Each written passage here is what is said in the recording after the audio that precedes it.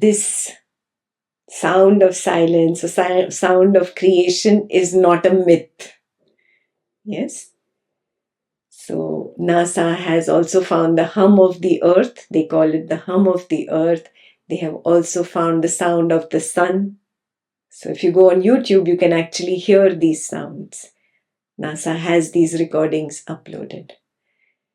So it's not a myth, it's not a lie, and it's not a disease. Some of you said it was a disease. It's not even that it is actually outside in. Yeah, if you have done a little bit of Advaita level 1, you will know it is inside out.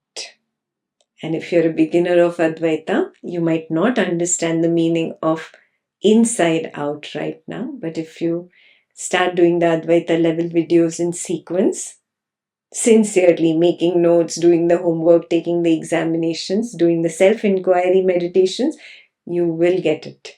What it means to be inside out, not outside in.